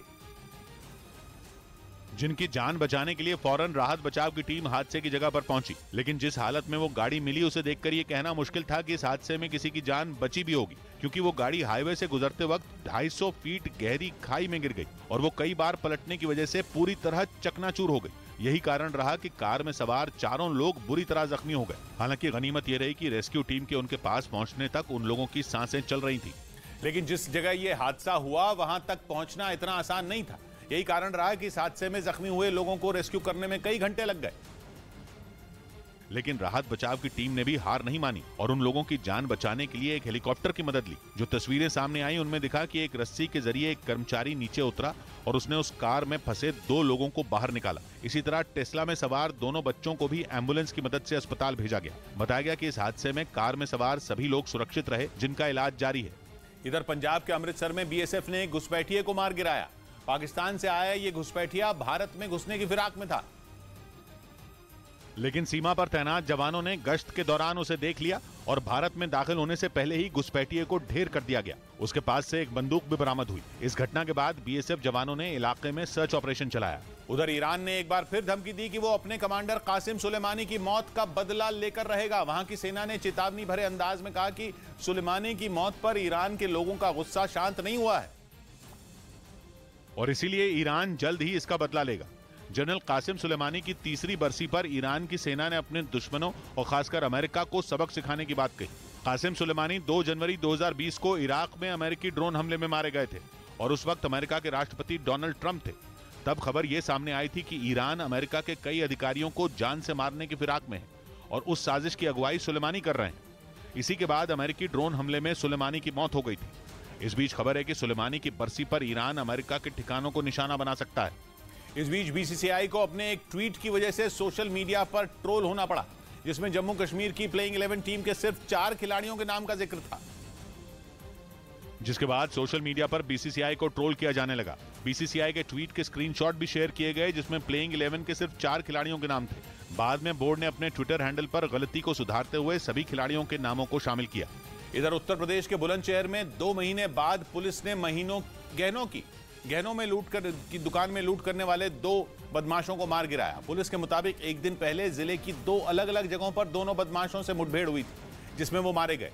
ये दोनों गहनों की उस दुकान में लूट करने के बाद से फरार थे, लेकिन पुलिस ने सीसीटीवी फुटेज के आधार पर उनकी पहचान कर ली थी, जिसमें वो दोनों पिस्तौल के दम पर गहनों की दुकान में लूटपाट करते दिखे। जिस वक्त वो वहां पहुंचे, कुछ ग्राहक दुकान में मौजूद दिखे, लेकिन उन बदमाशों ने पिस्तौल निकाली और बैग में गहने भरकर वहां से भाग खड़े हुए। लेकिन 2 महीने बाद पुलिस ने उन्हें धर दबोचा। हालांकि इस दौरान कुछ पुलिस वाले भी जख्मी हो गए। सब इंस्पेक्टर और एक कांस्टेबल चोटिल हुए हैं। इन दोनों बदमाशों पर 50-50 हजार रुपए का इनाम था, जिन्हें पुलिस ने मुठभेड़ में ढेर कर दिया। उधर टीम इंडिया के तेज गेंदबाज जयदेव उनादकट ने इतिहास रच दिया। रणजी टूर्नामेंट में पहले ही ओवर में हैट्रिक बनाने वाले वो पहले गेंदबाज बन गए, जिन्होंने पहले ओवर की 3 गेंदों पर दिल्ली के 3 खिलाड़ियों को पवेलियन लौटा दिया। रणजी ट्रॉफी में सौराष्ट्र की टीम की तरफ से जयदेव उनादकट ने यह इतिहास राजकोट में खेले गए मैच में रचा। इस मैच में उनादकट सौराष्ट्र टीम के कप्तान भी हैं। इस बीच खबर है कि यूक्रेन पर हमला जारी रखने के लिए रूस में 24 घंटे हथियार फैक्ट्रियों में काम हो रहा है। इससे पहले पश्चिमी मीडिया ने यह दावा किया था कि पुतिन की सेना के पास गोला बारूद और हथियारों की भारी कमी हो गई है, जिसकी वजह से पुतिन के सैनिक यूक्रेन में कई इलाकों से पीछे हटने के लिए मजबूर हो रहे हैं, क्योंकि उनके पास ज़ेलेंस्की की सेना का सामना करने के लिए हथियार ही नहीं बचे। इस बीच खबर है कि रूस की सभी हथियार फैक्ट्रियों में दिन रात काम हो रहा है। मतलब रूसी सेना जल्द से जल्द बड़ी संख्या में हथियार बनाकर उन्हें युद्ध के मोर्चे पर भेजने में जुटी है। बताया गया कि इन फैक्ट्रियों में नए साल के मौके पर इन कर्मचारियों को छुट्टी भी नहीं दी गई, ताकि वो बिना रुके अपनी सेना के लिए एयरक्राफ्ट और टैंक बना सकें। खबर है कि रूस जल्द ही हथियारों की कमी दूर कर यूक्रेन पर बड़े हमले की तैयारी में है। इधर हरियाणा एसटीएफ ने उत्तर प्रदेश के पीलीभीत में भारत नेपाल सीमा से एक एसएसबी जवान को गिरफ्तार किया, जिस पर नशीले पदार्थों की तस्करी का आरोप है, जिसे गिरफ्तार कर हरियाणा एसटीएफ अपने साथ रोहतक ले गई। एसटीएफ ने यह कार्रवाई 4 दिन पहले स्मैक के साथ गिरफ्तार किए गए जवानों की जानकारी पर की। बताया गया कि पूछताछ में इन्हीं जवानों ने पीलीभीत में भारत नेपाल सीमा पर तैनात एसएसबी जवान के तस्करी में शामिल होने की जानकारी दी थी। उधर दक्षिण कोरिया के साथ साझा परमाणु अभ्यास करने से अमेरिका ने इनकार कर दिया। बताया जा रहा है कि उत्तर कोरिया से बढ़े तनाव के बीच दक्षिण कोरिया अमेरिका के साथ परमाणु अभ्यास करना चाहता था, लेकिन अमेरिका के राष्ट्रपति ने साफ कर दिया कि फिलहाल उनका देश दक्षिण कोरिया के साथ साझा परमाणु अभ्यास नहीं करेगा। बताया जा रहा है कि दक्षिण कोरिया के राष्ट्रपति ने उत्तर कोरिया से बढ़ते खतरे को देखते हुए इस अभ्यास की पेशकश की थी, लेकिन अमेरिका ने जब इससे इनकार किया तो दक्षिण कोरिया की टेंशन बढ़ गई। खबर है कि किम जोंग उन ने ट्रांसकॉन्टिनेंटल बैलिस्टिक मिसाइलों को तैयार करने के लिए कहा है, यानी ऐसी मिसाइलें जिनकी जद में दुनिया के कई देश आ सकें।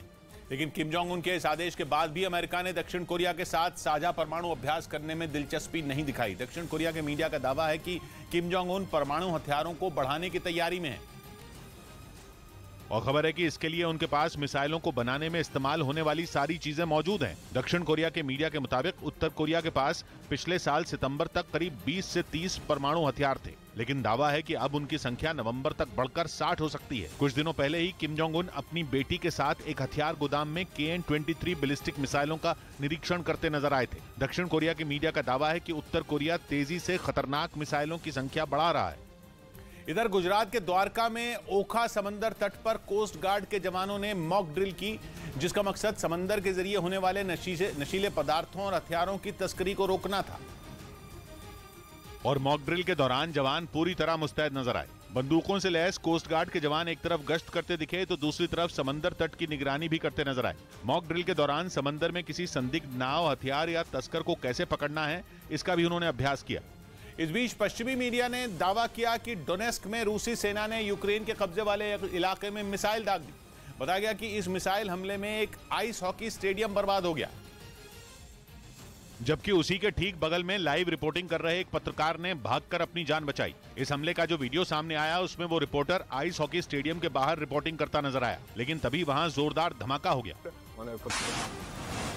पश्चिमी मीडिया के मुताबिक पुतिन की फौज की तरफ से किए गए इस मिसाइल हमले में 2 लोग घायल हो गए।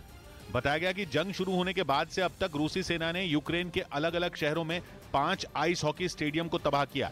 उधर सऊदी अरब में मक्का से मदीना के बीच पहली बार महिलाएं बुलेट ट्रेन चलाएंगी। इसके लिए सऊदी अरब की 32 महिलाओं को अल हरमैन एक्सप्रेस ट्रेन चलाने की ट्रेनिंग भी दी गई, जो जल्द ही दुनिया की तेज रफ्तार ट्रेनों में शुमार अल हरमैन एक्सप्रेस ट्रेन को चलाती हुई नजर आएंगी, जिसके बाद पूरे पश्चिम एशिया में ऐसा पहली बार होगा जब महिलाएं बुलेट ट्रेन चलाएंगी। अभी सऊदी अरब की 32 महिलाओं को इस बुलेट ट्रेन को चलाने की ट्रेनिंग दी गई है, जिसका एक वीडियो भी सामने आया। उसमें कुछ महिलाएं पटरियों पर ट्रेन को चलाती नजर आईं। इस दौरान उनके पास एक ट्रेनर मौजूद दिखा। बताया जा रहा है ये महिलाएं मक्का से मदीना के बीच अल हरमैन एक्सप्रेस ट्रेन चलाएंगी, जो 450 किलोमीटर प्रति घंटा की रफ्तार से पटरियों पर दौड़ सकती है। इस इलेक्ट्रिक ट्रेन को 2018 में इस रूट पर लॉन्च किया गया था, जिसे अब महिलाएं चलाती दिखेंगी। इधर मध्य प्रदेश के बैतूल में एक नाबालिग के रेप का मामला सामने आने के बाद बवाल मच गया। भारी संख्या में सड़कों पर उतरे लोगों ने जमकर हंगामा किया, जिन्हें रास्ते से हटाने के लिए पुलिस को लाठीचार्ज करना पड़ा। गुस्साए लोगों ने एक कार को भी आग के हवाले कर दिया, जो देखते ही देखते पूरी तरह जल गई, जिसे पुलिस के जवान पानी डालकर बुझाते नजर आए। जो उपद्रवी हैं वो आइडेंटिफाई कर लिए गए। मध्य प्रदेश पुलिस ने नाबालिग के रेप की पुष्टि की। साथ ही आरोपी के खिलाफ केस दर्ज किया गया। उधर खबर है कि चीन ने एक बार फिर अरुणाचल प्रदेश में LAC के नजदीक अपने सैनिकों की संख्या बढ़ा दी। हाल ही में चीन के विदेश मंत्री ने न सिर्फ अरुणाचल बल्कि लद्दाख और उत्तराखंड में भी LAC पर शांति बनाए रखने का भरोसा दिया था। लेकिन अपने वादे पर चीन कुछ दिन भी नहीं टिका। खबर है कि वो अरुणाचल में सीमा के नजदीक एक बार फिर अपनी फौज को तैनात कर रहा है। बताया गया कि तवांग में भी पिछले कुछ दिनों से चीनी सैनिकों की हलचल बढ़ी है। इसके साथ ही खबर है कि चीन इन इलाकों में बड़ी संख्या में हथियारों की भी तैनाती कर रहा है, जिनमें कई घातक मिसाइलें भी शामिल हैं। यानी चीन एक बार फिर से अरुणाचल में सीमा लांघने की साजिश रच रहा है। हालांकि तवांग में झड़प के बाद चीन ने दोनों देशों के बीच संबंध सुधारने पर जोर दिया था, क्योंकि पहले गलवान और फिर तवांग में भारतीय सैनिकों ने चीनी सेना को बुरी तरह पीटा था, जिसके बाद खबर यह सामने आई थी कि चीनी सैनिकों का मनोबल पूरी तरह टूट चुका है और इसीलिए वो LAC पर तैनाती से बच रहे हैं। हालांकि भारत और चीन के बीच कुछ महीने पहले ये समझौता हुआ था कि दोनों देश LAC से अपने सैनिकों को धीरे धीरे हटाएंगे। इस मुद्दे पर भारत ने तो अपना वादा निभाना शुरू कर दिया था, लेकिन चीन अपनी चालाकी दिखाने से बाज नहीं आया। हालांकि घुसपैठ की उसकी हर कोशिश को भारतीय सैनिकों ने नाकाम कर दिया। इस बीच रक्षा मंत्री राजनाथ सिंह ने अरुणाचल प्रदेश के सियांग में एक पुल समेत 28 प्रोजेक्ट का उद्घाटन किया। इस दौरान उन्होंने चीन की हरकतों पर उसे इशारों में धमकी भी दे दी। शांति के उपासक तो हैं ही, हम शक्ति के भी उपासक हैं। बताया गया कि इस पुल के बनने से सेना को अपने भारी भरकम ट्रक और बख्तरबंद गाड़ियों को LAC के नजदीक ले जाने में आसानी होगी। इधर कोलकाता में एक बुजुर्ग ने अपनी पत्नी की याद में 2.5 लाख की सिलिकॉन की मूर्ति घर के अंदर लगा दी, जिसकी एक तस्वीर भी सामने आई, जिसमें वो अपनी पत्नी की मूर्ति के साथ खड़े दिखाई दिए। बताया गया कि साल 2021 में कोरोना की वजह से बुजुर्ग की पत्नी की मौत हुई थी। यही वजह है कि उन्होंने अब अपनी पत्नी की याद में सिलिकॉन की मूर्ति को घर में लगाने का फैसला किया। इस बीच अमेरिका की नौसेना ने बीच उड़ान में अपने पायलटों की खराब होती तबीयत को देखते हुए खास तरह का ब्रीदिंग डिवाइस बना दिया। 2017 में अमेरिका की नौसेना में पायलटों की खराब तबीयत के मामलों में उछाल आया था।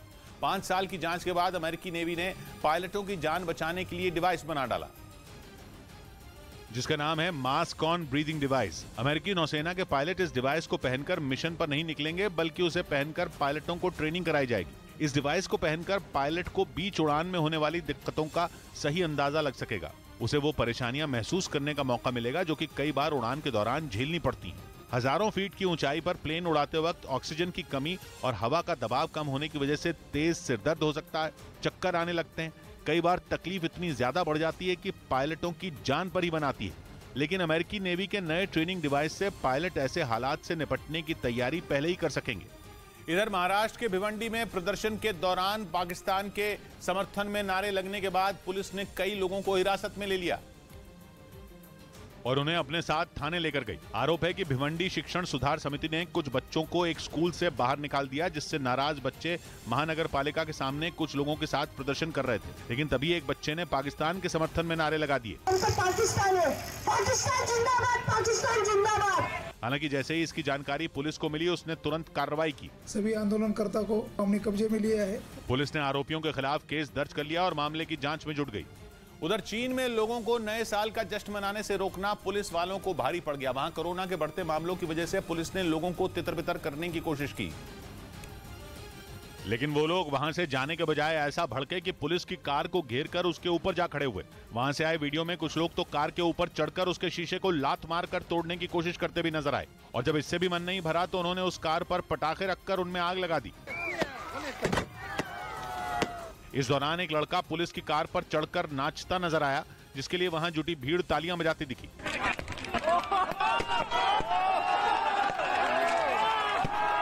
बताया गया कि चीन में बढ़ते कोरोना के मामलों की वजह से पुलिस वहां जुटे लोगों को खदेड़ने पहुंची थी। हालांकि पुलिस वालों की ये कोशिश उन्हीं पर भारी पड़ गई, जिसके बाद वो किसी तरह भीड़ से बचकर वहां से बाहर निकले। इस बीच पश्चिमी मीडिया ने दावा किया कि रूस से निपटने के लिए यूक्रेन के सैनिकों को ब्रिटेन ट्रेनिंग दे रहा है।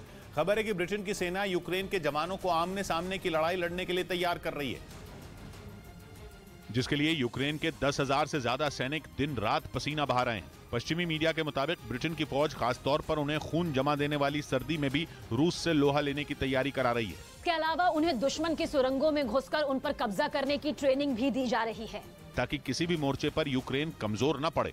ब्रिटेन की तरफ से ट्रेनिंग देने वाले कमांडर ने दावा किया कि उनका प्लान यूक्रेन के 15,000 जवानों को तैयार करने का है, जिसे वो इस साल के आखिर तक पूरा कर लेंगे। उधर इंडोनेशिया के उत्तरी सुमात्रा में भूकंप के झटके महसूस किए गए। रिक्टर स्केल पर भूकंप की तीव्रता 4.2 मापी गई।